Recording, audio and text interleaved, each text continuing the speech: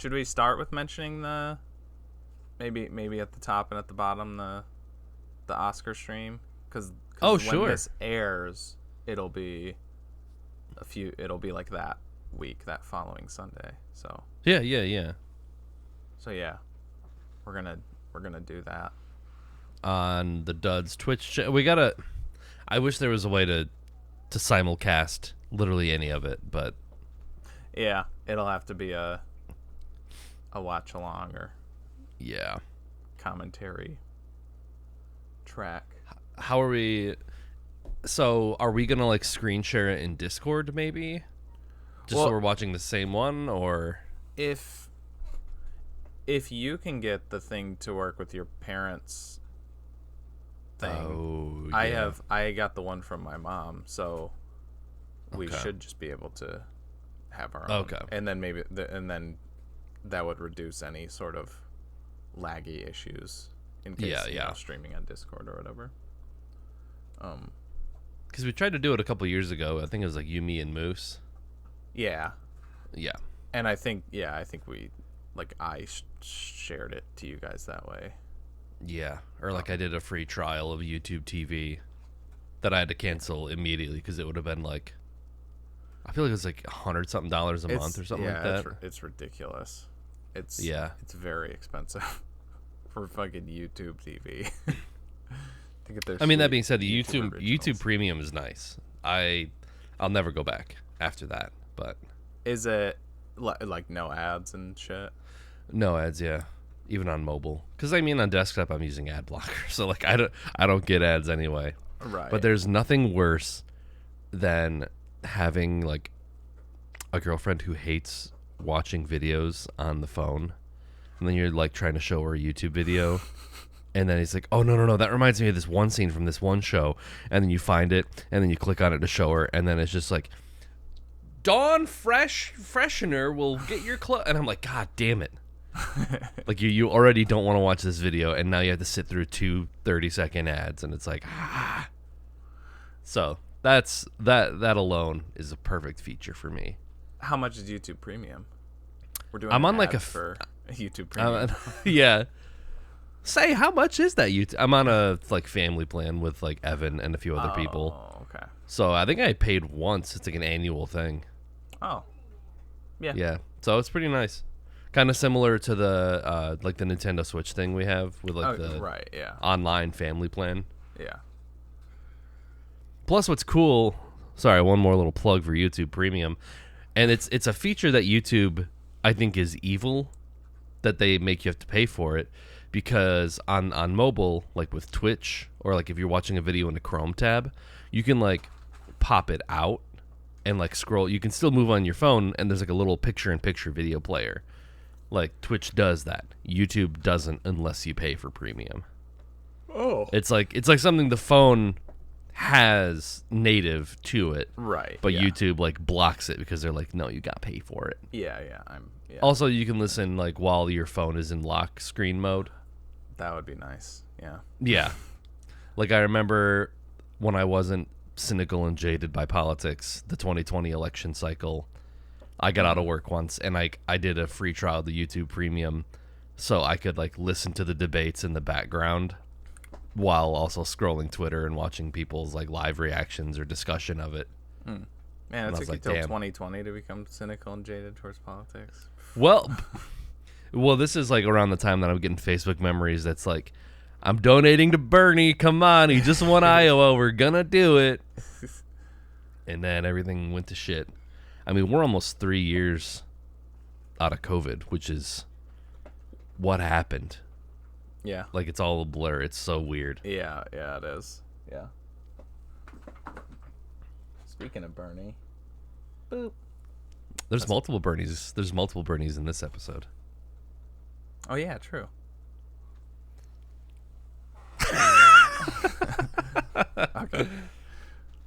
Okay. Okay, I gotta go for a minute. Okay, I'll be back in a few minutes. Yeah, you're good. Okay. Yeah, you're good. Yep.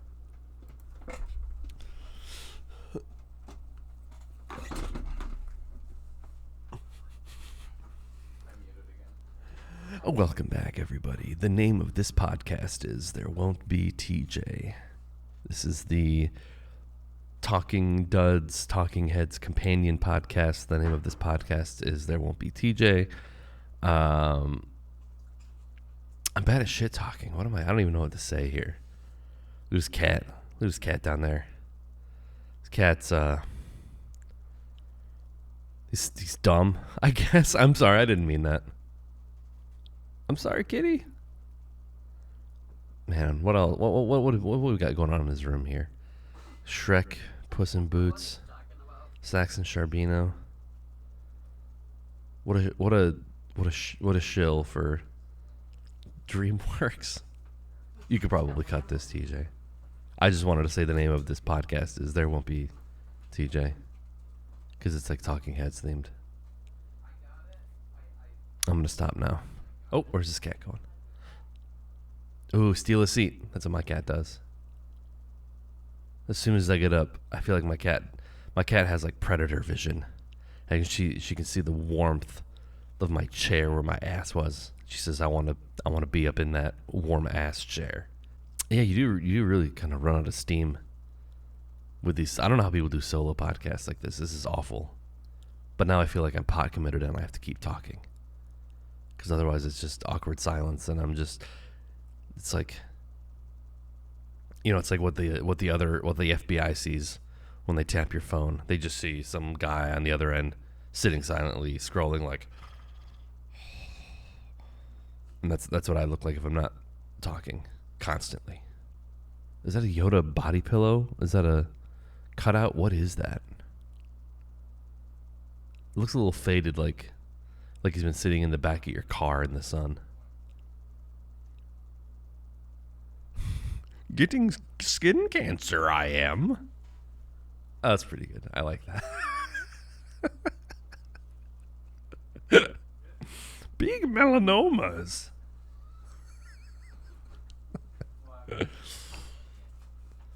But he just like uses his Jedi mind skills to pop the tumors. It's like, oh.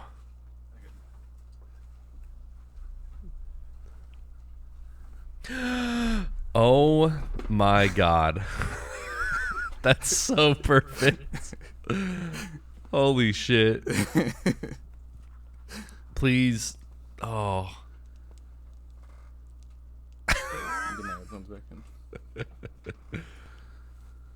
Please tell me you're wearing that. Please tell me you're wearing that for the whole episode. Oh, yeah. I wish I had like the accompanying pants. Yeah, yeah. I thought I have like it's not the same color, but I had like a white suit that's like more my size, and I thought about starting the show with that, and then when we got to like the ad break, like you'd come back and you'd switch. But yeah. Like, Oh, that rules. Okay. Welcome back. I'm out of my webcam now. I'm too tall. Welcome back, ladies and gentlemen, to There Will Be Duds. This is episode 88. And I am your co-host, TJ, aka J Spot Jack Cheese, and with me as always, I'm Nick, aka Dr. Funk on Twitch. And as always, we watched a movie this week. That movie being Stop Making Sense from 1984, directed by Jonathan Demme. It's a concert film of the band Talking Heads on their tour promoting their album Speaking in Tongues, which featured a lot of their hits. Or some, I guess I'll say some famous hits, like Burning Down the House being probably the biggest one off the album. Yeah, that's the opening track on that album. Yeah. And that's it. I'm trying to fluff out the synopsis, but it is just a concert movie. Yeah. I threw it in because it's considered to be like the best concert movie ever, or like one of the best. And obviously I'm I'm gonna be pretty biased because I like the band, so this might be it might be unfairly weighted against the norm, like the rest of the movies in the Cup. But yeah, yeah, that would be funny if this movie unseats all of the other like top movies that we've rated simply because we like the band. Yeah. And yeah, that's it. It's a concert movie. I did take more notes than I was expecting to take. I took a few. And it's Mostly, not just, oh, that was cool when he did this. That was cool when they did this or something like that. Yeah. Yeah, I took a few notes, but mostly I just kind of took it all in. Yeah. I think my first note was Jimmy Stewart ass body. Oh yeah. That's David Byrne. Seeing like, because I'm used to like present David Byrne, so seeing him that young is weird. Or he's older, so he's kind of like a little more filled out, sort of.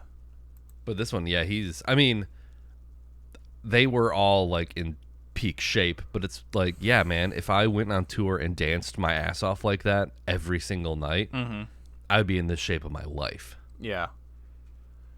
Yeah, like running laps around the stage and like high step into while you're playing guitar and stuff. Yeah.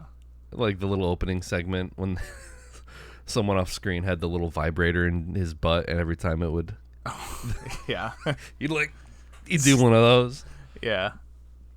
Very silly. It was nice to see him being silly, because I think usually when I think of David Byrne, I think of like this very socially awkward kind of, like big-eyed, like almost like nervous looking dude. Yeah. And so seeing him like kind of like smile and dance and like put on a show was very nice. Yeah. I mentioned that to Kalia, that it was like, it's like finding the cracks in the seam of like him like breaking a smile every time he's trying to be like do his stone face thing, but then like, you know, he like can't help but smile when he's like, I don't know, dancing with the backup singers or something like that. Yeah. And, there's a lot of like close-ups like that where you can see it. Yeah. Or like the lamp. Like the lamp dance was great. He's clearly having a good time with that. Yeah. Yeah, that was awesome. I I loved the it says like, you know, conceived for the stage by David Byrne, which I think is kind of his thing. I think he does that for like all of his shows. Apparently, he says that he thinks, or I read like a quote, I don't remember the exact thing, but about like music being like as much like a visual medium as it is an audio medium. So that's why he like there's choreographed there's a visual element to all of it. Like, even like Tina's dancing, they're all kind of like coordinated in some spots. You know, they're all wearing similar sort of colored outfits. There are like outfit changes. I liked the sort of the idea of like slowly piecing the stage together at the very beginning. Like, it's just like an empty warehouse looking thing. Yeah. It's like, I'd like to play you a song on my boombox. Yeah. And sets it down. Yeah. Oh yeah, and I was gonna, because you mentioned the lamp dance from This Must Be the Place. That one in particular stuck out to me as like, not that like, you know, none of the other songs were like visually interesting or whatever, but that was the one that like as I was watching it I was like, wow, like the like thought put into the like what's on stage, because like most of it's, you know, once the full band's there, it's the full band playing and all that stuff, but then you get to This Must Be the Place, which is this like sort of quaint innocent, it's like love song, and like the lights come up and it's just David, Tina, the two backup singers, and maybe one more person that are lit up, and they're just standing there. There's no running around the stage or anything. It's very it looks very it captures kind of the feeling of that song, I think. He doesn't have his guitar. It's just him doing the vocal performance, And and it's like, yeah, you know, with what we know about like David Byrne and his relationship with the band and the band kind of falling out and like his sort of very, very strange stoic nature. I've read about that song in particular that's like the closest he could come to like writing a love song, because his personality is so specific, I guess. Interesting. And I think this song, I hear this song all the time, and I'm weirdly protective of it. This because there's a bunch of because there's a bunch of hippie jam bands that cover this song. Oh, really? And it I don't know why it annoys me. I think it's because like the jam bands that play it, it's just like you're just playing notes. Yeah. You're not doing it like David Byrne would do it. Right. I guess. There's a very particular.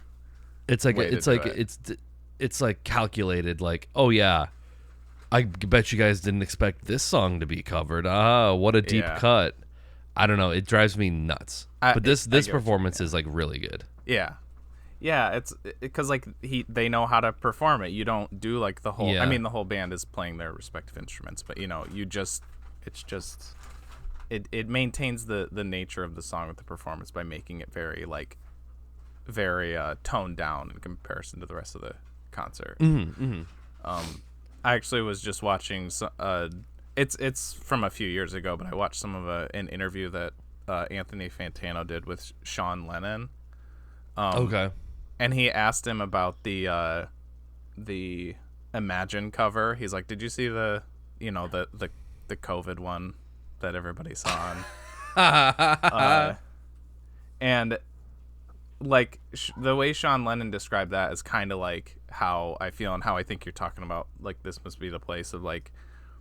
He says that he doesn't think like anybody can do or does a cover of it right, because he thinks that the original song itself is treading such treading like a, what do you say, like a treading water, treading a thin line between like sincerity and goofiness. Like, he's like, yeah, you know, my dad, he like was a really cynical person, and you know, if he had like done that any other way or performed it any more like bombastically, it would have kind of ruined the tone of the song. But he does it just right, and everybody else makes it about their performance, not about like the song. And I think that's like kind of the same thing goes with This Must Be the Place. Is it's just like, no, it's like this autistic guy trying to write a love song. And that's what it feels like, and it's very sweet. And I think it's funny you say that like he like had to try to reach for this, because I honestly think I actually made this comparison before I watched the Sean Lennon interview, so this is just another coincidence, but I think for me it's up there with In My Life as like best love songs ever, which is a John Lennon song. I think I've heard that one. Probably it's a pretty well known, you'll hear it a lot at weddings actually. Oh, I'm sure.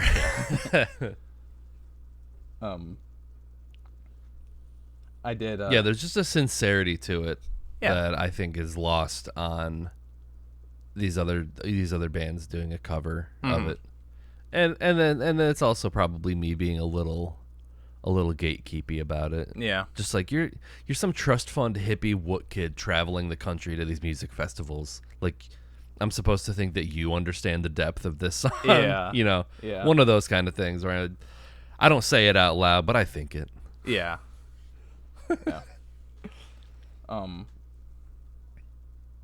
I don't know why I thought that this concert film ended with Road to Nowhere, but that album hadn't come out yet. Right, yeah. I was like, that's the one like hit that they didn't have by now. I'm like, that like to make it like absolutely like perfect. They could have like, because I love that. And he does end American Utopia with Road to Nowhere, because like now I feel like once Road to Nowhere came out, that's your concert ender. Oh, 100%. Yeah. Because so I'm familiar with like 3 core albums of theirs, and then the rest I'm like a little bit less familiar with. I guess maybe mostly 2. It's Speaking in Tongues, Remain in Little Light. Creatures. Oh. You have Remain in Light. So Little Creatures, I have Little Creatures too. Yeah, That's okay. Oh, yeah. But the Little Creatures one, I think I found at like a secondhand store for like $2. Oh, okay. And it's in like pristine condition. I was like, holy Nice. shit! All right. And that's I love Little Creatures. Yeah. There's like I think "And She Was" is like the opening track on that one. Yeah, that's a good one. Yeah. And then there's like that weird one about little baby with little toes. Yeah. You know, there's definitely some weirdness on it. But yeah, "Road to Nowhere" is like such a perfect ender. Yeah. I wanted to like highlight the not just the the band or the performing too, but I think like what also makes this a special concert movie is like the camera work and the editing that like they get like right up there, and there's some really cool like there's not a lot of concert movies I've seen where it almost feels like it's a movie, or it feels like with the way that it's shot and edited, and like holy shit, does it know how to like introduce like moments or something, I guess. Like I love the first shot that, it's the titles and then it's following his feet, he places down the thing, and then the pan up, and like it pans up and he's going like hard with the head bob, and it's like instantly as soon as it went up to him like head bobbing, I was like, okay, I'm in. I'm good. That's all I needed. And then the reveal of the big suit is perfect. It's perfect because he's off stage for a song. They play the Tom Tom Club song, and then the lights come up and it's like that like low lighting, so it's like his shadow is cast like up above, so it's already distorted, so like maybe you wouldn't be able to tell maybe at this point, and then it like does a close up on that and it holds, and the song starts playing, and then as soon as that high synth note comes in, the like wee, it like pans down and he's just walking, like slow walking in, and it's such a perfect reveal.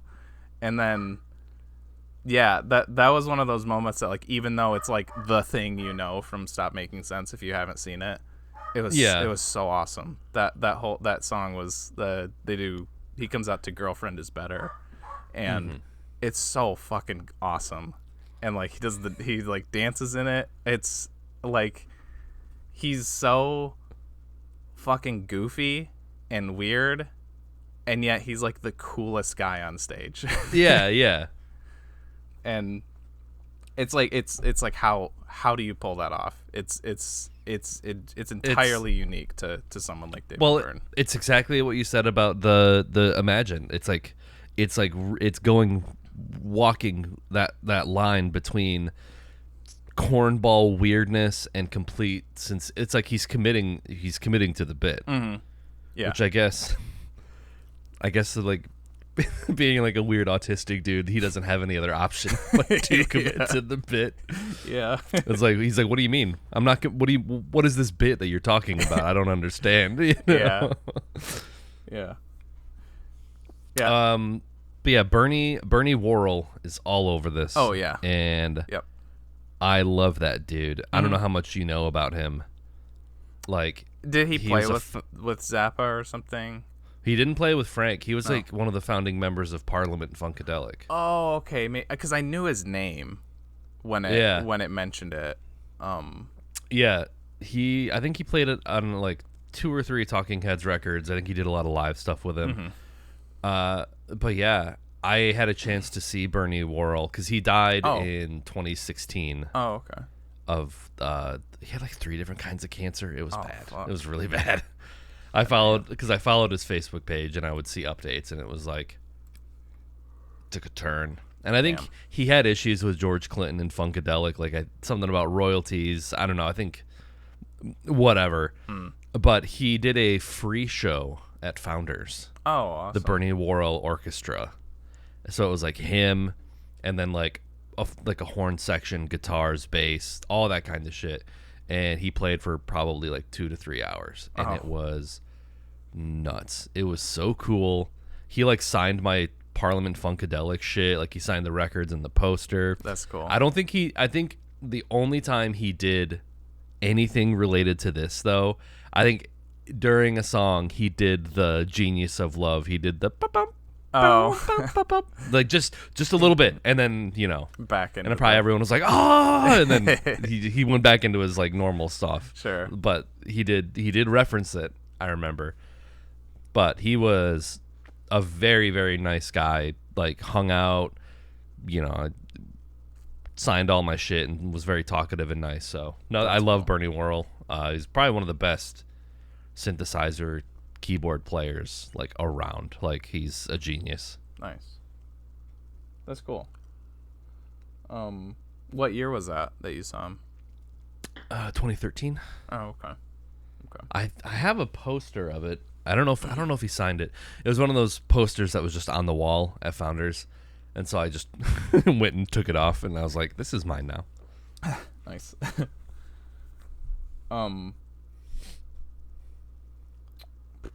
Oh, I note that, like, it's so it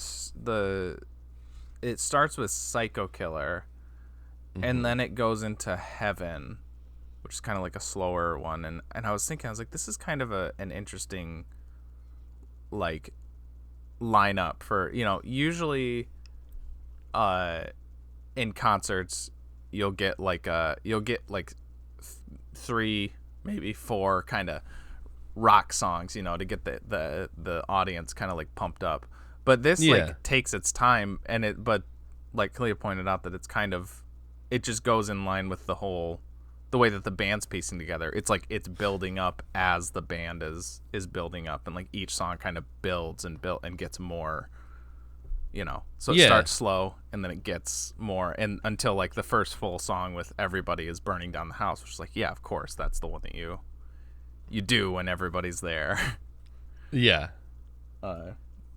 And then at that point, everyone is at like 110 like percent energy, because that's where like it ends with when they're doing kind of like the breakdown at the end of the song, and David Byrne's like up there like marching with the other guitarist. I forgot his name. Yeah. Sorry, I'm like looking at, I have the YouTube video pulled up on the other end, and I just clipped to a part where he's doing like and like his legs are like, he's like, his like dance moves are very, like, he's very fluid. Yeah. In the way that, like, the one where he's like doing one of these is really good. Is the one that you're talking about, is like the straight on shot? Yeah, I really like that one. I love it's just that. him at the mic, and he's like, that's another good like reveal, like us, like of like the reveal moment, like the revealing like the suit or whatever, is like the first verse of that song. I think you get like some wide shot for like a little bit, but like the first verse into the first chorus of that song is just like close-ups, and then it gets to the second verse and it just holds on him for the whole thing, that straight on shot, and as he's just doing like wiggling, and it's really good. It's another really good like just shot choice. Oh, I love the lighting during What a Day That Was too. That's the one where they're all if you're on the 4K one, like the top comment has like timestamps to help. Yeah, I'm clicking on it. Okay. Yeah, that's the one where they're all like lit from beneath, and you like, and like they're silhouetted. You like just see their faces. So then like they'll start doing stuff where they like lean out of the light, and it kind of gives like a cool effect. Oh yeah. When they start playing with it. Yeah, it's like that thing. I feel like it's used as like a demonstration of like lighting, and it'll be it's like Abraham Lincoln, like lit from below and lit from above, and it's just like how terrifying he looks if he's lit the wrong way. Yeah, it's kind of like he this looks happy. Too. Yeah, like there's some shots where like half of his face is like shadowed, and like he's got his big buggy eyes, and it's like, ugh. Yeah. I made this joke, and Clea said that I should write it down for the show. Okay. So, I mentioned that like you could probably get like a good workout, a good kind of exercise program if you just watch this every day and then just do everything David Byrne does. And then I said that you could call it Burn, like David Byrne, burning down the calories. Yeah. So I didn't think it was that good, but she said I should write it down. It definitely made me want to be like, I need to exercise more. Yeah. Like, come on, this guy's like, because he's like around our age here. I think he's like 30, 31 here. Yeah. They're all, this is them like at their peak. So we got no excuse. I mean, he's drenched in sweat, but I mean, he's doing it. Like, and think, like, you look at this and you're like, wow, that's crazy that they did that. But then like I thought of like partway through, I was like, yeah, this is like on tour. Like, he did this every night, like with, maybe a break, once or twice a week or however. Yeah. And it's like, this is a composite of 3 different performances too. So it's like, he did it every night. Mm-hmm.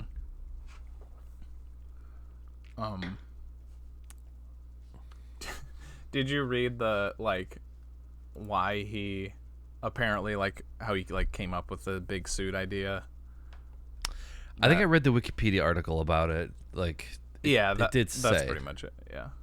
It just said that he is inspired by No theater, like Japanese, like one of the classic Japanese theaters. And it said that he was there and, like, one of their set designer or fashion designer or something said, well, everything's bigger on stage. And so he took it literally and, like, did the suit. And but, like, his reasoning behind it is that he said, I wanted my head to appear smaller. It's like, okay, all right. Yeah, you That's got one it. way to achieve that effect. Yeah. He's all about practical effects. Yeah. He's doing the forced perspective, like Lord of the Rings stuff ahead of time. Yeah. His body is Gandalf and his head is Frodo or something. I don't know. Yeah, and then it's been parodied to death, but I think we'd have to mention the Kermit the Frog talking heads, like, oh yeah, the video of Kermit in the giant suit. I think they're doing once in a lifetime. Once in a lifetime, yeah. He's letting the days go by. Yeah. Yeah. This is probably like the best one to do if it's Kermit singing it. Oh yeah. Yeah, and he's just similarities between head shape and eyes. Yeah.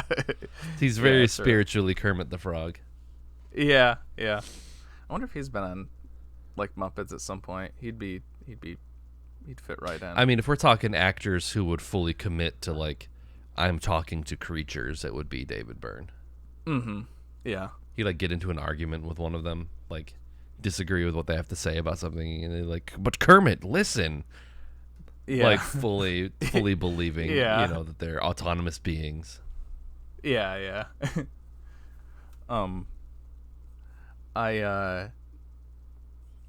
I also like just more general, kind of like in line with the, I was saying, like, it's fun to see him, like, crack a smile, but it's like not just him, but it's like everybody, it just looks like everyone's having so much fun, and it makes you, it like puts you in kind of like a more like positive mood, because like everybody's smiling, everybody's like really energetic, everybody's really like into it. They like, I watched Siskel and Ebert review of this. Because they actually did this in Paris, Texas, in the same episode, which is kind of neat. Well, I was gonna say he kind of does the Paris, Texas thing at the end. He's got like the red hat on. Oh, you thought that? I thought kind of. Forrest Gump also is what I thought of. When he takes off the jacket, I was like, man, who does he look like? He like that fit. Yeah. Which I love that every like orientation of the big suit was fun. Like he comes out like this with it buttoned up. It's like, oh, okay, awesome. And like they start the next song and he's got it like unbuttoned and it's like, oh, now he's trying to be like cool, but he's still in this big suit. And then he takes off the jacket and the pants are like hiked way up and it's well, he's got big pants on too. I feel like they were big. Yeah, no, they were. Yeah. But no, then he puts the red hat on and it clicked and I was like, oh, I'm thinking of Donald Trump. Because he's got that red hat and the pants make him look like he has a huge dumper. Yeah. I guess, I can see that too, but he definitely reminds me of Harry Dean Stanton in I can see that Paris, with Texas. the red hat. Yeah. But yeah, I was like, yeah, he fully transitioned from Jimmy Stewart to Forrest Gump over like an hour and a half. Yeah. That's the character arc. I'm pretty sure they did stuff. What I read on the Wikipedia article, they did music for like another Wim Wenders movie. Oh, really? So it's like I think they knew each other. They knew of each other. Maybe that was his like shadow promotion for Paris, Texas. But in the Siskel and Ebert thing, they said that like they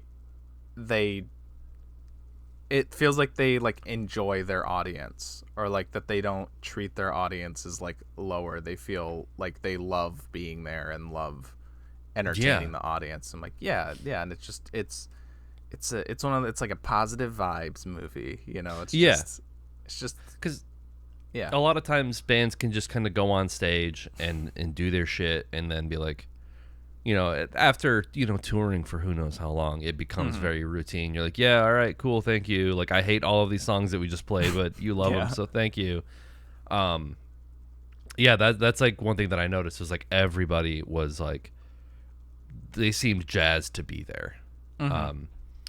And it sort of made me think of another great concert film that I saw earlier this year, which was Prince's Sign of the Times, which is it's a concert film, but there's also like more interstitial like bits almost. Like he'll be like in a shop and like a woman will walk in and he'll talk to her, and then it's like those are kind of like interludes in between songs, but just another concert film where it's like he's just giving it all. And like Prince concerts are there's one that I listen to a lot where like he'll talk to the audience and he's so goddamn smooth sometimes.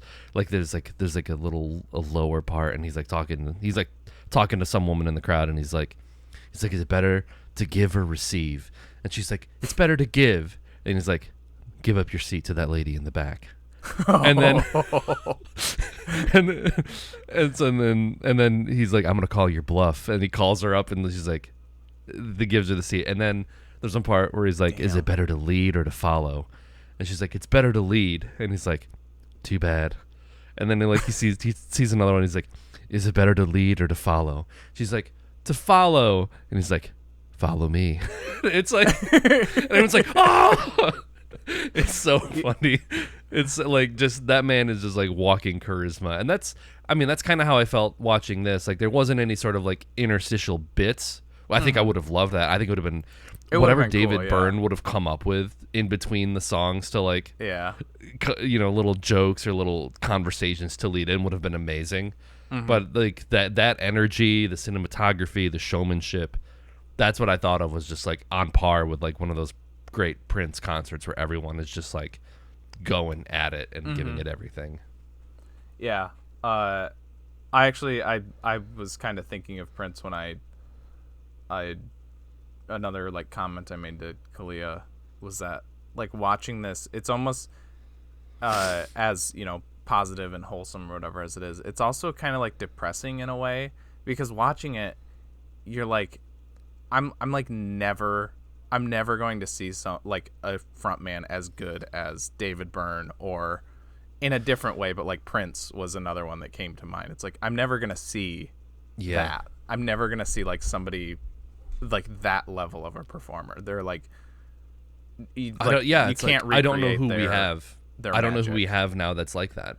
Like can do that type of thing. Just be a multi-talented. And David Byrne's still around. He's not dead. No, yeah, he's not dead. but he's not gonna be running around the stage and all that. Yeah, shit. or even even like Frank, someone like Zappa, like listening to some of his concerts and one. like the interactive elements that he would do, that kind of shit. Yeah, you don't see it anymore. Yeah.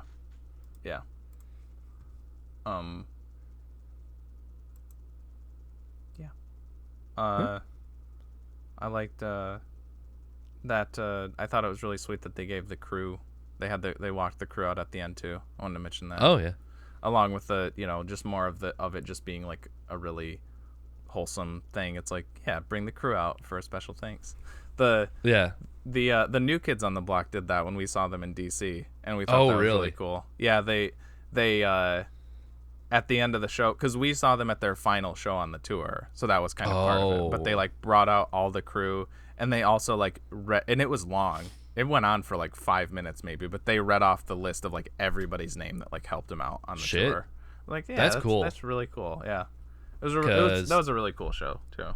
Making shit like that seem easy is so difficult. There are so many moving parts that you have to nail to make that shit work. Like, I don't know, it's crazy. Yeah. And then to do it every night on tour. The setup, the teardown, all that shit. Yeah. And then did you notice I had to check. I had to Google to make sure like I was remembering his face right. But did you see Demi's cameo at the very end? Who? Jonathan Demme. Oh no, was he? It's during the final song, and they start cutting to the audience, and there's two guys standing next to a camera, and they both have like headsets on. Oh, that's weird. I just paused to it, and it's right there. Oh yeah, he's the one on the right. He kind of looks like a Mitch Hurwitz. That's what kind of. Yeah, that's funny. Yeah. He's probably got his little things like, all right, camera right, push in on Tina, like all that. Yeah. Directing. Yeah. That's cool. Yeah. That's so, I don't know, I love that, like, directors who do, like, music video stuff as well, like, the other one who comes to mind is, like, Michel Gondry. He did, I think he did, like, Dave Chappelle's Block Party. Oh, yeah, that's right, yeah. I guess Paul Thomas Anderson, he did... I was going to say Paul Thomas Anderson, yeah. He's done, like, Radiohead music videos and Haim videos. David Fincher started with some. Spike Jonze is another one. Spike Jonze has some really famous ones, like Sabotage. That's like a huge music video. Yeah.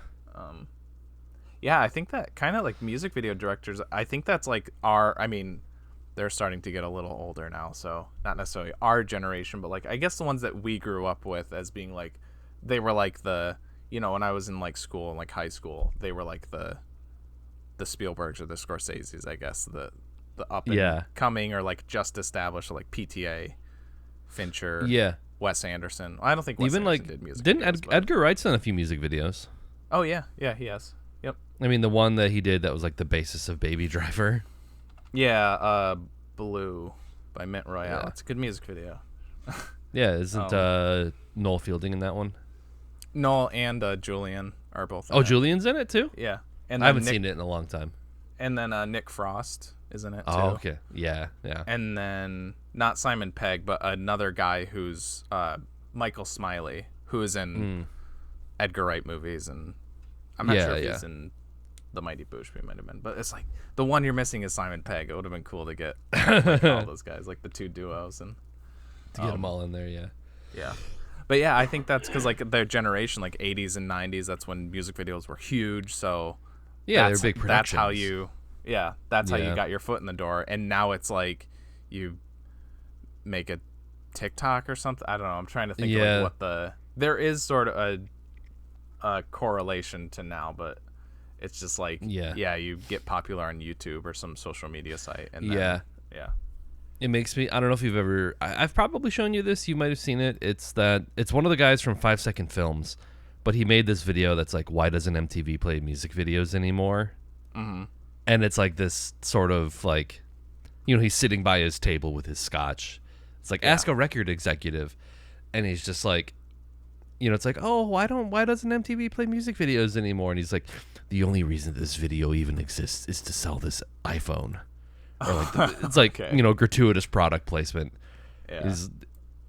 And then he's like, you can tell it's a little dated because it's from like 2010, but he's like, if MTV was forced to play music videos, it would be for Justin Bieber, the Jonas Brothers, Miley Cyrus, and like not like basically the people that make up that complaint are like they want 90s and 80s music videos because that's like the MTV era. Yeah. And he's like, which brings me to my final point. Face it, you're getting old. Like it's just it's such a good takedown of that argument of like, why doesn't MTV play music videos anymore? It's like it's because product placement. Yeah. But it's then you got guys like this who just make it because music videos are cool. Yeah. And that's like an interesting way to like express something, you know. Yeah. It's basically like it's like a short film but with music.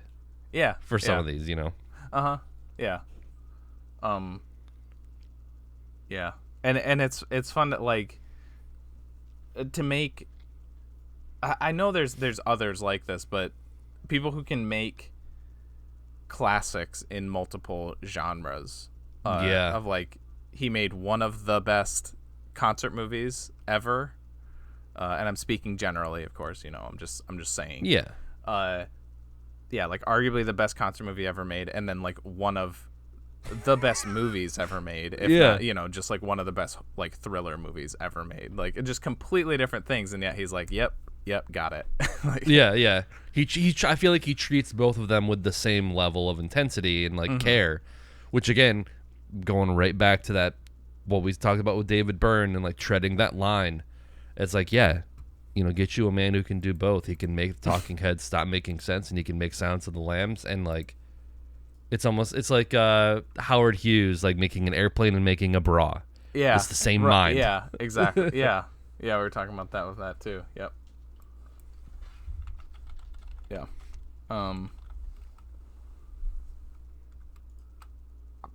I think that's he it. died. I didn't. Yeah, I didn't realize he died. Jonathan like, Demme died a little while ago. Yeah. The only other thing I had during that song where it was like it was like flashing like the random words on the back. Yeah. The only one that I gleaned to was video game plus sandwich equals diamonds. Like he predicted Minecraft. Yeah. Oh yeah. I just meant like video game and sandwich is all I need to get hard. That's what I was going at. That's how I interpreted it. Okay. I think it's you first this week. Oh, all right. See, this is tough because I feel like if I give it like a 10, that's gonna like it's right. Yeah. But also, I think I'm gonna give it a 10. It's great. It's a band at their peak. Like, it sounds good. It looks good. Like, all of the instrumentation is like perfect. David Byrne is a silly little guy doing silly little guy things. Maybe my only complaint is like I wish they had done segues and like maybe the band talking, joking, but I don't know, maybe ways to maybe make it been even more perfect. Yeah. I want another hour of the band being silly and like what skits would they come up with? I want those skits that David Byrne would, I want to see acted out video games plus sandwiches equals diamonds. I want to see where that came from. But no, it was just great. It's a great band. Speaking in Tongues is like one of my favorite albums from them. Yeah, it's great. Yes, Speaking in Tongues is probably my favorite. It's one of those that's like, I don't know if there's a miss on that album. It's the whole thing is solid. And maybe we'll get to the skits eventually because we have True Stories in the cup. So yeah, that's it's a 10 for me too. No, nice. All right. Yeah. It's I'm also maybe biased because it's like, yeah, it's music that I like, it's a band that I like, it's a guy that I like. Just it's perfect. The worst thing for me is that I'll never get to see it live. It's Yeah, that's the thing that sucks the most. But yeah, it's fantastic. Yeah, top to bottom. I don't really have much to add that we haven't covered. It's just it's pure joy. I could throw it on like anytime probably and enjoy it. Yeah. I will say too, like we watched Rattle and Hum after this, which is U2's big. I saw that you logged that. Yeah, Kali is a big U2 fan. She loves that that concert documentary. It's good, but that one has those interstitial things, and those are probably my favorite part of that because I'm not a huge U2 fan. It's okay. Yeah, I know. I just don't want her to hear that. Yeah. But those were cool. I was like, it gives kind of like moments where they're not being like the band and just kind of being guys being dudes. It's like, yeah, they're likable enough when they're kind of just like making jokes and whatever. It's like, yeah, that would be cool to see. What year is Rattle and Hum? Yeah. 88. Oh, okay. Because they're touring for Joshua Tree, which gotcha. I think came out the year before. Okay. Yeah. So it's pre like Bono as a world celebrity philanthropist. Kind of. I mean, they were always like humanitarians, which is cool about them. They are very like. There's a part where there were some parts that were kind of like, oh shit, that like cool. Like he talks about like they performed on the day that there was like this bombing in Ireland, and they were doing, because they always do Sunday Bloody Sunday at their show, and he like introed it with that, and I was like, fuck, that was. and like watching, I'm like, oh yeah, they could play that now and it would kind of have the same resonance. Basically any day in the US, and it would apply. They could play it twice and it would still have that, because that's in the time between songs, some sort of tragedy would have happened. Yeah. Now I'm turning into Bono, just segueing my score for this movie into my speech about how much the world fucking sucks. Yeah, but he put that album on everyone's iPhone one time. I know. Yeah. Yeah, what an asshole. Speaking of assholes, here's an ad break. Yeah. Are we back? I'm thinking we're back. So, yeah, I'll still be watching my Oscar movies for the next couple episodes, but as far as up to date with like when these are released, this is my last Oscars update before the Oscars actually air. Yes. And it's not going good. I'll say that. It's not going that great. The best one that I've watched in the last week is Babylon, and I think that's only up for like, it's like, did you like Babylon or something? Yeah, I gave it a 7. I like, okay. It was I could have done 6 or 7, but yeah. It was a bit long, as True. the sentiment. It had. I mean, I will say when I saw that movie, it did not. I saw it in theaters. I don't know where you watched it. Yeah, I just watched it at home. Okay. Yeah. My theatrical experience, it did not feel its length. I think I was like, in it enough that like yes, keep going. It was just more as it like went along that I started to feel it, and it could just be I'm just hyper aware of that because everything is long right now. Yeah. But yeah, it was good. I like the main character a lot. That guy, Diego Calva, he was good.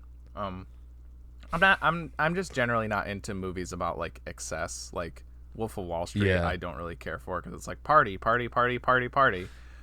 Yeah. But this had its positives. I love Tobey Maguire. I really like Brad Pitt's character. I like that he was just like a nice guy. Like he wasn't. I expected him to kind of be like a douchebag, and he kind of he wasn't great in his relationships, but he was just like a nice dude.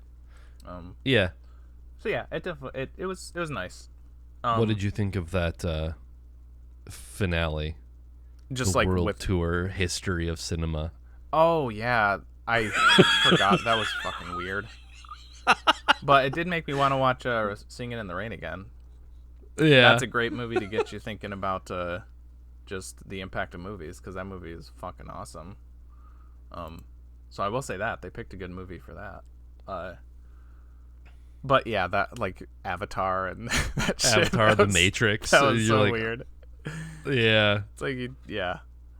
I get sure, those are very iconic movies, part of history, but it's just weird to go from like Wizard of Oz to that. Yeah. It's Damien Chazelle like buying into his concept, like he's pushing all in, and he's just like, "Yep, this is part of it too." Yeah, I love movies, and I'm gonna put screen grabs from all of the movies of history. Yeah, and it's weird, like knowing how like. That might have been the one that he put the most into, or like put the most work into, just because it's so big, especially those early scenes where it's like showing them filming scenes, and there's like tons of people there's like the whole army of people running around and stuff. Well, when you were talking about All Quiet on the Western Front, that's kind of what I was thinking of, was like that scene in Babylon where like they had horses and spears and weapons and extras, and everyone just like, that was insane. And it was really fun. Like they're like having a conversation, and then you see Diego Calva's character getting chased by like an army of people in the background. It's very silly. But it felt the least like personal of Damien Chazelle's movies. As much as I'm sure he put the work into it, it felt the least personal. Even though he did have the like shoehorned in jazz enthusiast that he's like gotta have in every movie. Yeah.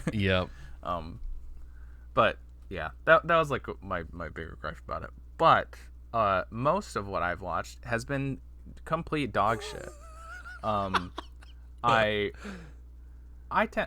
probably am more positive on movies than your average person, maybe. I think I lean like slightly more positive. I'm just more forgiving of it. I very rarely give a movie a half star. Or I don't even give like 2 out of 10 ratings is pretty rare. 1 out of 10 is like, it's got to be especially egregious. And I thought I gave that one a half star. If I didn't, I need to fix it. I've given 3 half stars in the past week. Oof. And 2 of them weren't Oscar movies, but one of them was the Stranger at the Gate, one of the shorts I mentioned to you. I think I told you about it. Yeah, it's one I was watching before one of our maybe games or something like that. And it's like about this like racist dude who was going to like bomb a mosque. That's right. Yeah. And then he's like, "Oh, but then I met them, and I was like, oh, they're people too. Ooh." And yeah, I don't know. It's trying to like humanize him or something, but he sucks. Like, maybe just don't be racist. Don't be a dumb piece of shit. Racist. Like, hey, how about you, like, don't be a pussy who gets brainwashed by the military, idiot. Yeah. Yeah, and it's just, again, I haven't seen it, but it just seems like a weird thing to be celebrated for not committing an act of like mass violence. Yeah, I don't know. He's like, I could have, but I didn't. Yeah. So yeah, I'm pretty good, right? Yeah. Like, I'm sure, you could probably, because I'm reading the synopsis right now, and I'm sure you could extrapolate bigger ideas, like, the American war machine and what it does to people, right, and that sort of brainwashing that occurs. It doesn't dwell on that much. You think, like, yeah, there could be some redeeming areas in there, but yeah. Maybe explore the question of, like, why does this keep happening to people that get out of the military? Yeah. Why does this keep... It's a bizarre phenomena that we have no idea where it comes from. Mm-hmm. It just keeps happening. Yeah. Yeah. And also, like, the filmmaking itself was like just very basic. So it's like it's not even on that front. I'm like, that's where like if something's really shitty, like concept wise, I'll be like, okay, but I'll still give it points if it's like, you know, if there's some cool editing or some cool shots or something. But there's like nothing. It's just like the Martha Mitchell effect, which I forget if I talked about that on the maybe episode or not. But it's just cookie cutter, just basic ass documentary filmmaking. There's nothing, no flair or anything. It's like the Netflix style doc where it's just like shot, reverse shot, talking head shot, maybe drone footage. Yeah. More or less, yeah. I watched Blonde too, which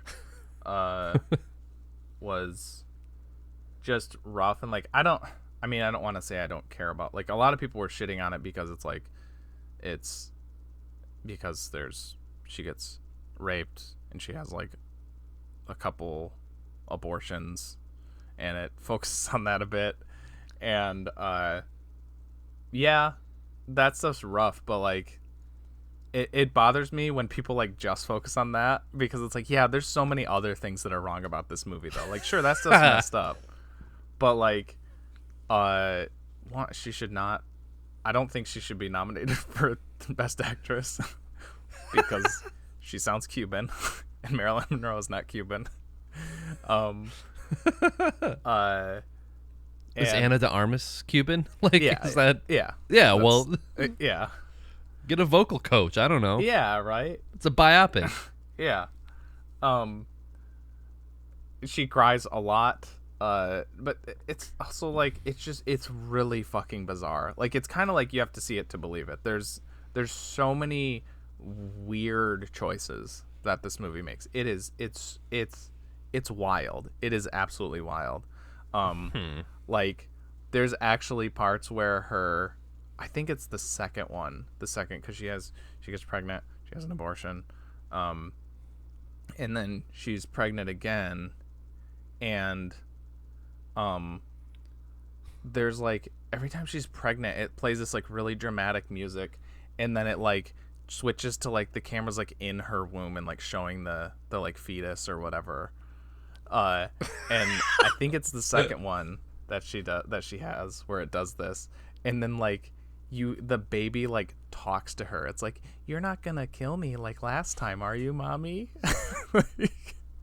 And she's like, no, I didn't. She's like, that wasn't me. I didn't do that. And they're like, yes, you did. You're not the same baby. Yeah, what are you talking about? You're not gonna kill me like last time. That's right. She actually says that, Marilyn Monroe. She's like, that wasn't you. That was a different baby or something like that. And she's like, no, that was me. It's always me, or something like that. Whoa. Yeah. That's it. Just looks like Gygus from Earthbound. Yeah. Yeah. Holy shit. And because I know this is based on a book that like Joyce Carol Oates wrote. Like, yeah, she's like an established novelist. I wonder if the book delves into any of that kind of shit. I don't know. Because that'd be a weird interpretation. Like, maybe Marilyn Monroe kind of had these thoughts to herself. I don't know. That's so strange. And then like it's something that kind of like pissed me off more. I don't know if I'm not trying to like diminish the other like heinous shit that it shows, but like I hate it in biopics or whatever, where so like Marilyn Monroe died because she OD'd on barbiturates, but like, you know, nobody knows exact. She was just kind of found dead. Yeah. In her house or whatever. She ate 15 ham sandwiches. Yeah. But like the movie does something that I hate, where like it tries to give a reason. It's not just like, she doesn't just OD because, you know, she was an addict and, you know, she was beaten down by years very troubled of being in the system. But it's like she finds out that somebody died and that causes her to OD. And it's like, it's giving a reason. It's like making up a reason. And then I looked up, and the person that they say died, because it was Charlie Chaplin's son, okay, that she knew and she was in a relationship with earlier in the movie and stuff, and in real life she was in a relationship with him. He didn't die, and like he died like 5 years after she died. So like we're just making shit up. Yeah, we're just making shit up, and I think that's so whack to be like, yeah, this is why it happened, because she was sad about an ex. That seems. Huh? Whatever. What are you being corrected in real time? It's still stupid. Pants, okay. Big David Byrne pants on fire. What's she saying? She's saying that it's not not supposed to be a biopic. Well, but it's a real person. We're just making shit up then? It's meant to be a reimagining. Oh. Well, then have Quentin Tarantino direct it. Yeah, there you go. Yeah. It's still stupid. Marilyn Monroe enlists in the army and goes over to Nazi Germany. Yeah, I know. That was like the same time, right? What? When was Marilyn Monroe's big active years? 50s. Okay. Well, she goes to Nazi Germany to fight Hitler in the Quentin Tarantino blonde biopic. Yeah. Sort of, Yeah. Yeah, I don't but it's know like, exactly when she blew up. Do people... But it's like... But I feel like if you're blending real shit with imaginary shit, people are stupid. They're not going to tell the difference. They're probably going to go along with it and think that that's why she died. Yeah. I don't know. Yeah. I feel like you have some sort of... If you're going to try to treat the weight of like all of the terrible shit that happened to her while also having all of this Hollywood fake shit to like be dramatic, I feel like that's sort of disrespectful to like the stuff that she went through. Yeah. Yeah. Like if you're just making shit up, it's like, okay, well maybe that shit didn't happen. I don't know. The whole thing sounds made up and dramatized. Maybe she didn't. I don't know. Yeah. Yeah, well, and it does it feels very like I thought of like Elvis, the one that came out I was recently. gonna say, you're talking about how bizarre it is. Yeah. Kind of sounds similar. Yeah, in a different way, but yes, very, very bizarre. And very, like, you'll see, like, I was, like, kind of doing the thing where if it's a movie that you're not, like, super into, you'll be kind of, like, maybe Googling about it as you're watching it. And there's a lot of, like, beats in the movie where they, like, recreate photos, like, exactly. Like, there's a scene where she's with, because she was married to Arthur Miller. Yeah. And there's like a scene where they're just like talking, but then like you look it up and there's like photos of like that exact, like, you know, how it looks in the thing, and then stuff with her and and Charlie Chaplin Jr. There's like some pictures with them and stuff, and that's cool. But if the rest of the production is dog shit, then that's like a cheap way to be like, oh wow, look at this exact side by side. Yeah. And yeah, like I said, just very, very weird choices, just with. It sounds like a movie made for TikTok. Yeah, kind of. Yeah. Because I've seen people talk about like Netflix movie. They're like, this Netflix movie was made for like reaction GIFs. Like that was the primary, and like people have that in their mind when they're making something. Yeah.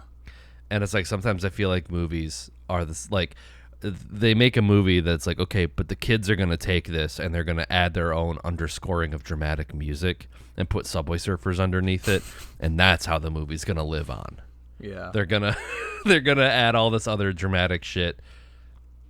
Or like, I don't know if there's like TikToks I've seen that are like, they'll have AI generated voices explaining the plot of the movie while the movie's happening.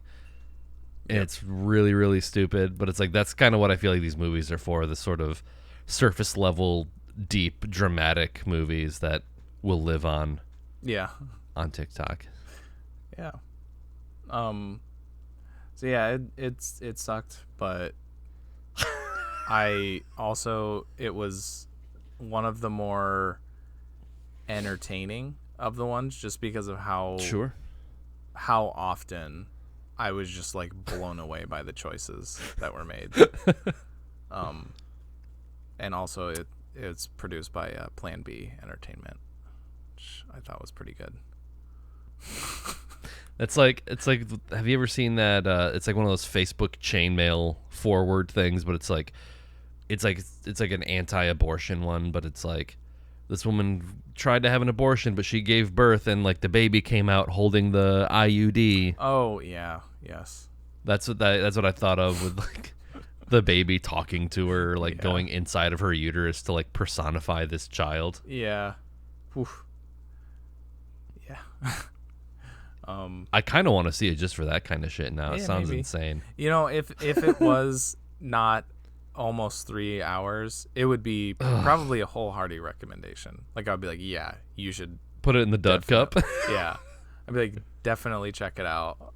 And that honestly also factored into why I rated it so low. Is because it's another that's just too big for its britches. Yeah. Where it's like if it had been more of a like normal length, I might have, been not positive, but maybe a little closer to that, I guess. But yeah, just it really started to drag towards the last like half hour or so. Yeah. That final stretch. Yeah. Yeah. Those are the main ones I wanted to talk about. Watch 2025. That's in the cup though too. That's in the dud cup. So we'll get to that one eventually, I'm sure. And I'll be excited to rewatch it. It was pretty cool.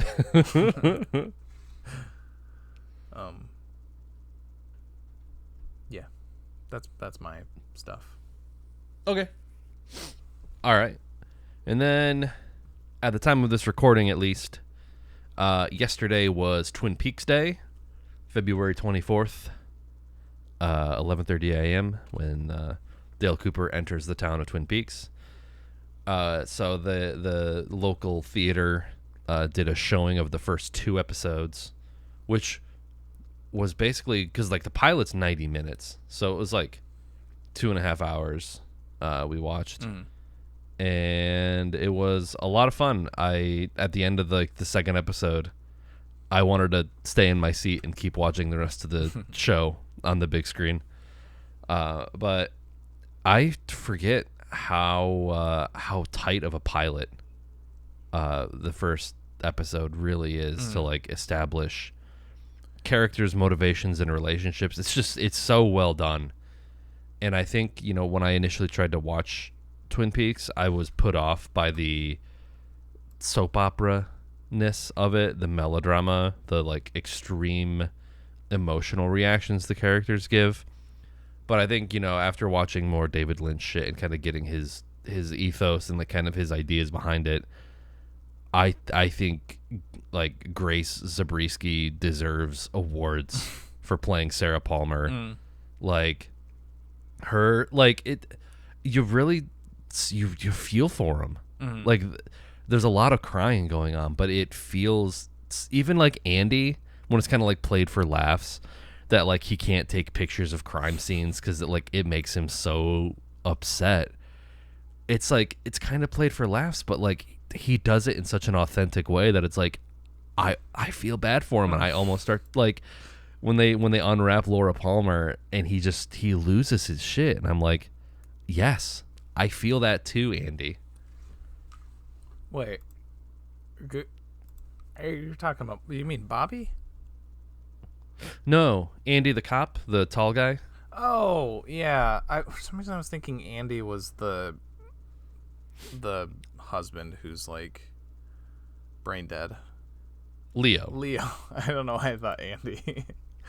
Oh yeah, no, Leo. So Leo was my costume last night. There was a costume contest at the Wealthy, and so I slicked my hair back like a real piece of shit.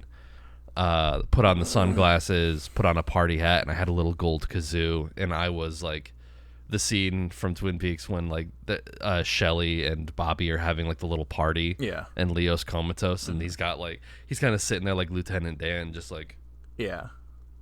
So that was nice. Yeah, that was fun. But yeah, it's a lot of crazy characters. Dr. Jacoby is really great as her therapist, and also just a weird freak. Yeah. Because the first episode ends with the locket being found under the rock, and then the episode 2 ends with him like listening to like an audio tape that like Laura left for him, and then he's like holding up the locket, and he starts crying in the episode. I don't know. Every character is just feeling like the most extreme emotion possible. But it's like what's brilliant about that show is like how it balances all of that super emotional shit with like humor, and then also like legit horrifying terror. Mm-hmm. Like when Sarah Palmer sees Bob for the first time. Yeah. I guess 2 times. Because like the first time was like a mistake. Like he was in the reflection of a mirror of a shot on accident. Yeah. He wasn't casted in the show. He was like I'm he's like an assistant something. And you just see him very briefly, but like Sarah Palmer screams. And then in the second episode, it's like that shot. Donna is over, and then like they embrace. There is some fun like X-Files style edits that are very of the time, because it's like Donna's over there and Sarah Palmer looks at her and she's like, Laura, and they do one of those like face swaps where it's like Sherilyn Fenn's face, or not Sherilyn Fenn, Sheryl Lee, sorry. Her face like kind of superimposes over her, and it's like, oh, it's not great. But you get the idea. Yeah. And then like that shot of Bob like underneath looking up at her, it's like, it's so spooky. Yeah. It's so terrifying. And like all the shit with Bob is creepy, but I think the other one that really comes to mind with how terrifying that show can be is I think the scene when Laura's cousin Maddie gets killed. Spoilers for Twin Peaks. You've seen it. Yeah, I have. She's played by Sheryl Lee. With a brown wig. Mm-hmm. But it's like it's a slow-mo scene, and it's Bob running, and he like leaps over the chair and like strangles her. Yeah. It's so scary. Yeah, I mean that's what David Lynch is good at mixing the horror with comedy. I mean that's like Eraserhead top to bottom. Like the whole movie has this like eerie foreboding feel, and yet you have scenes like with the father-in-law and whatever. Yeah. And the little chicken legs kicking and squirting out mysterious brown liquids. Yeah. Yeah, and like, I've said it a million times, but I think that's close to the right way to watch David Lynch movies. Is if it's funny to you, it was probably funny to David, and you don't need to like think really, really hard about it. Yeah.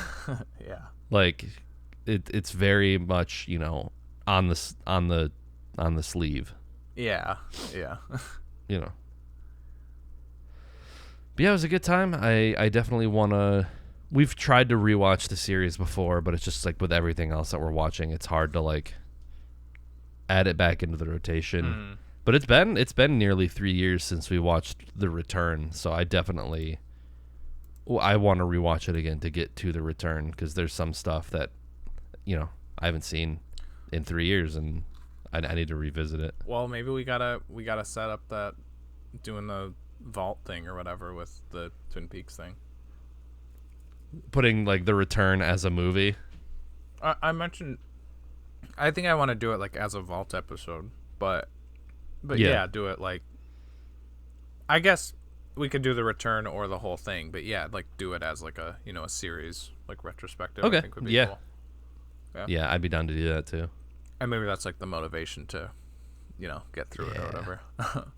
Yeah, because I bought this box set on Amazon last year that was like from Z to A, and it's like a shell, and it opens up and it's like 15 discs.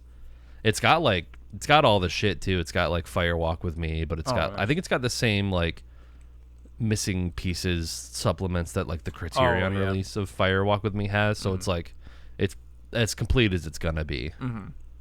Right. Yeah. Because it's funny. I feel like every year there's at least one rumor like David Lynch will say something cryptic, and they're like, "Oh my God, guys, season 4 of Twin Peaks, it's gonna happen. Yeah. It's like, no, probably not. Probably not. Half of those people are dead now. It's so sad.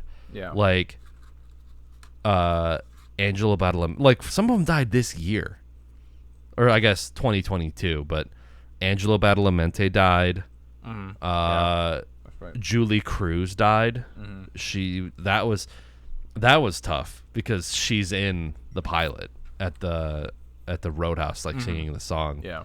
And it's just that music is just so iconic. I think she was in The Return too in an episode. Yep. She was one of the singers. Yeah. I think maybe the last one. One of the last ones, maybe. I think, is Julie Cruz. But the guy who played the one-armed man died in 2022. Oh, yeah, that's right. Yep. And then, the guy who played Wyndham Earl died. Kenneth Welsh. Yeah. Yep. And then someone else. Well, like I guess the Log Lady and Harry Dean Stanton died like when they made the Return. They filmed the Log Lady stuff like 2 years before it came out. Like they filmed her stuff in 2015. Yeah. Oh, Miguel Ferrer, that's another one. Miguel Ferrer died. He was in The Return, but like that was it. No, but she died in 2022. I feel like December. But the older woman that James goes to see in season 2, which it's like it's still sad. Back, but yeah, but that's like the David Lynch has kind of left the show material that people kind of don't care about, or it's like Oh, the dude that plays the botanist guy. That Laura, I think he has like the missing page of Laura's diary. He's like the shut-in who never leaves his house. Oh yeah, okay, yeah. He died in 2022 as well. So just a ton of people from the show are gone. Damn. I do think though I would like David Lynch to like make one more movie before he's too old to do it. I don't know. Just like his last movie, like or like literally anything. Oh, okay, yeah. Twin Peaks, I'm mostly okay with, like, as far as like an ending you're gonna get with Twin Peaks, I'm mostly okay with where it ends. I like the ending a lot.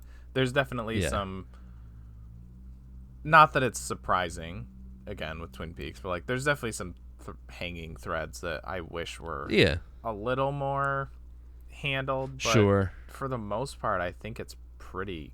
I'm pretty good with it. Yeah. And I feel like some of the threads the threads that they do tie off are very satisfying. Oh, like, yeah. Like Ed and Norma finally getting together. Yeah, was right. Like, yeah. And the fact that like Everett McGill came out of retirement to like portray Big Ed. Yeah. Norma's gone too. She died. That's right. Yeah. Yep. She died like right after that too. Yeah. And yeah, Jack Nance is gone. I mean, he's been gone for a while, but yeah, just some little things to where I'm like, yeah, if he does another season, there's probably going to be just as many things that he opens up that doesn't close up. So because I feel like I remember the show coming back. I didn't watch it back then. I hadn't really seen it, so I knew it was like a big deal. But I feel like a lot of people were like, what the hell is this? This is not the quirky, campy soap opera type. Like, it's dark. It's a very dark show. Yeah, it is. Yeah.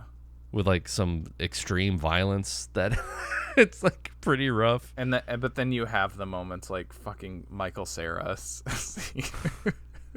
Someone was dressed up like him at the screening last night. Yeah. And just that one little bit role where he's yeah. It's so good. It's super dark so that it can be offset with just everything with Kyle MacLachlan, pretty much. Yeah. Yeah. Dougie Jones. It's the one time I will ever shed tears of happiness over the FBI. Yeah. Yeah. Because that is such a perfect like it makes the Dougie Jones shit worthwhile. Yeah. To have him like have the music swell and be like, I am the FBI. Yeah. It's like yeah. It's such a perfect moment. Yeah, I'm pretty sure Clea like hates that like I thought like the same thing. I was like, no, like withholding it that long and then you get it, it's like it's really good. Like, sure, yes, I would have liked more Dale Cooper. I'm not gonna say that. It would have been cool. Yeah. But also like making you wait so long and then he's back and it's like it's perfect.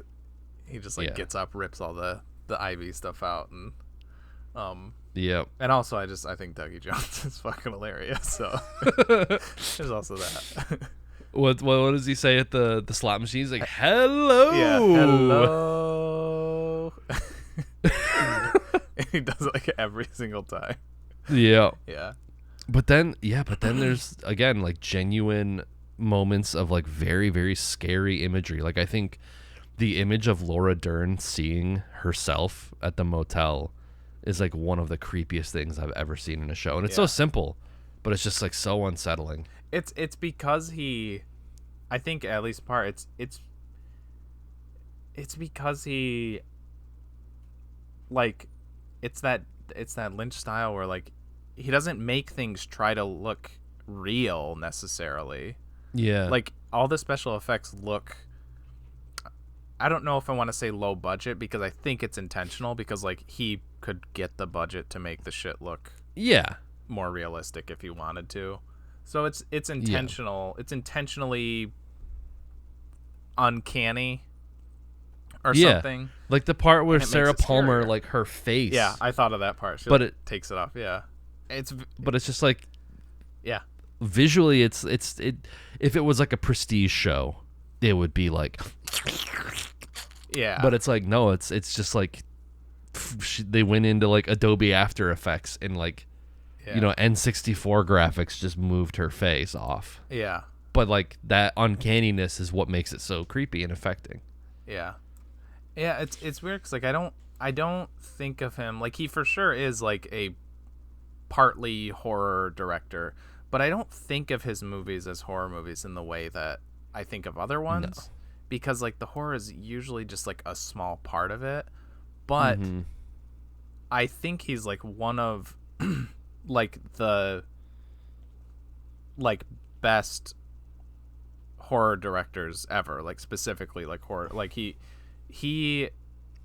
knows how to tap into like just primal fear or something. Like no matter how many times I see it, the diner scene in Mulholland Drive, it's like you know it's coming. I've seen it a million times.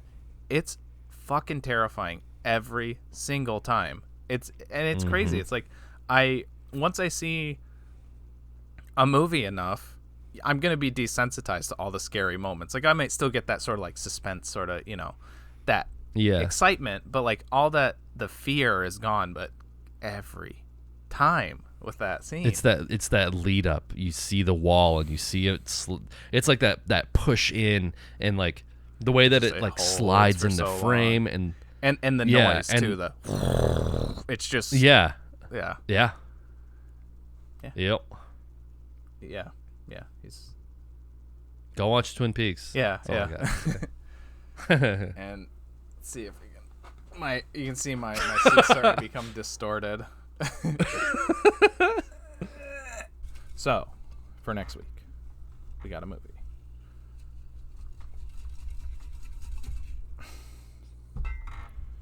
Next week's movie is from 1985, directed by Paul Schrader. Mishima, A Life in 4 Chapters. Okay. Really interested in checking this one out. I know that name. I know Paul Schrader. What else is he? He wrote Taxi Driver. He did First Reformed. Oh, okay. Yeah, I feel like I see people posting screenshots of his takes on like Facebook and Twitter. Yeah, I think he's very opinionated. Yeah. But he's done some, I mean, Taxi Driver alone, that's like probably his staple in the movie business. But First Reformed is really good. He had a movie a couple years ago last year called The Card Counter that I want to see too. Born in Grand Rapids, went to Calvin College. Oh yeah, that's right. Yeah. Nice. And yeah, so Mishima, I think it's all in Japanese too, and it might be his first movie that he directed. Because he was just a screenwriter at first. No, it looks like Blue Collar from 1978. Oh, okay. Blue Collar, Hardcore, American Gigolo. Oh, he directed. I thought he just wrote American Gigolo. Okay. Cat People. Fun. And then Mishima. Okay. Yeah, I was wrong. I thought he just wrote some of those. Damn. Okay. Interesting. Well, yeah. Here's a biopic, maybe not that well. I'm not sure. It just sounded like a very interesting story. I read about the actual guy, and yeah. Should be, well, I mean, if you haven't seen this stuff, maybe this won't mean anything, but it's apparently a very Paul Schrader-esque biopic, so we'll see how it goes. Okay, so if you don't want to be spoiled for Mishima, A Life in 4 Chapters, you can rent it on Amazon Prime or Apple TV. It looks like that's it. Those are the only ones I'm seeing.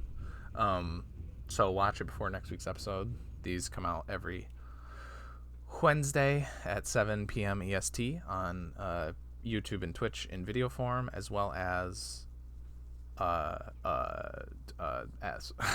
Podcasts and Spotify in audio form.